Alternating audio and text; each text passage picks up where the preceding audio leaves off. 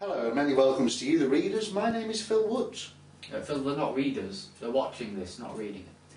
I'm sorry about that, you'll get used to it. Anyway, my name's Steve Smith, no relation. And together we're Phil and Steve. Yes, obviously.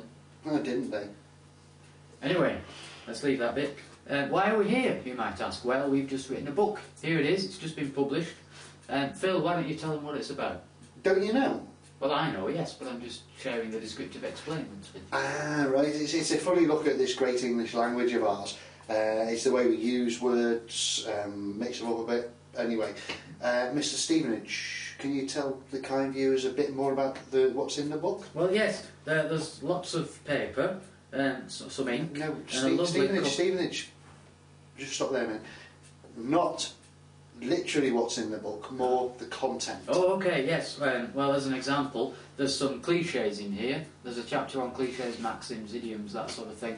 And it looks at the funny things that we say in everyday language. So, for example, if I was to say, it's a different kettle of fish, what I mean by that is this is a dissimilar situation to the previous one, thus requiring a change of approach and or solution.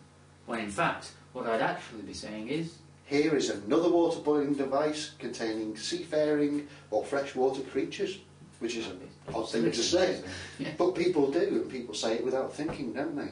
I tell you what, tell readers about the recipes. Yes, well, there's a recipe book, but a world first, as far as we know, is for our comedy book to have recipes in it. And it's we think recipes, if you don't know how to cook, contain just lots of gobbledygook, and so our recipes show what the average person might see if they were to look at a real recipe. We think it shows chefs how nonsensical their recipes are to the average person. Show chefs. It shows chefs. Yes. Can we show shoe chefs? I think our recipes show shoe chefs what the average person sees in a recipe. Yes. I've got one here. Okay. Can I just read it out? Yeah. Beat the water until light and fluffy.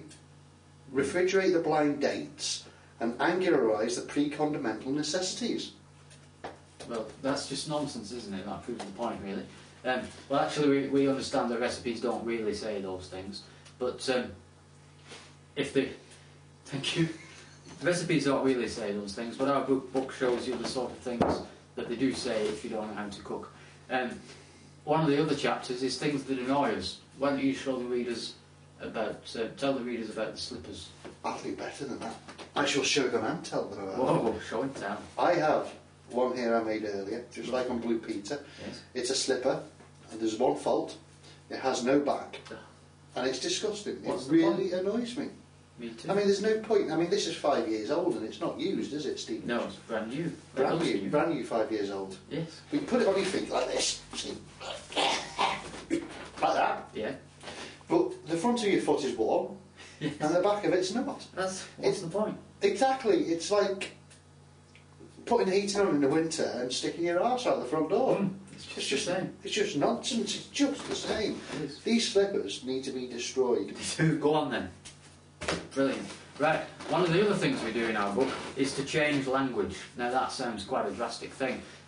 We do it in a funny way. We enjoy language, and we expect people to, or we might not expect, but we want people to go out and try to change language in their everyday life. It's quite a feat, really. These are feet. They are feet, yes, but what we're talking about a different kind of feet. But Anyway, we've talked about feet already with the slippers. well, I'm sorry. Yes, sorry to bring that up again. But we believe, anyway, in changing language, we believe that given encouragement-ational points of signage as to how to engage in speaking in ways of newness, we can upwardly cheer the peoples of this earthly rock by being of a speakingness like this. Yes, and on that note, Tymington has caught us up, young friend. It's just to clarify, for those not in the know, it's called Beat About the Bush. It's out now.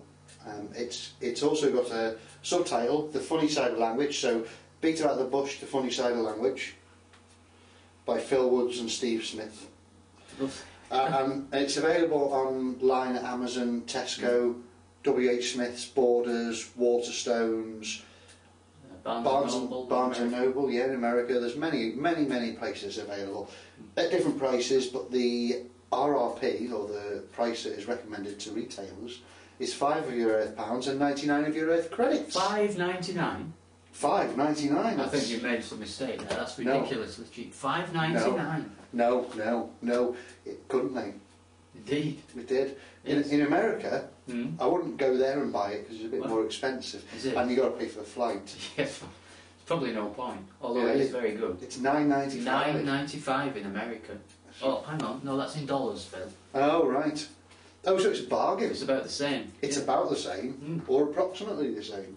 We had one of those. One of those, yeah. And what about Oculus? In euros, it's just similarly bargainously priced. Oh, good. Did you know that last week we were the #1 English language selling book in Norway for a whole hour? Well, I think that's true.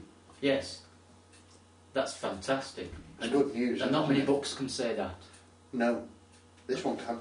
Wait for a whole hour. Anyway, let me remove this from your confiscation. Anyway, I think that's all we have time for, so goodbye everyone. And hello and welcome to you, the readers, together with Phil Woods and Steve Smith.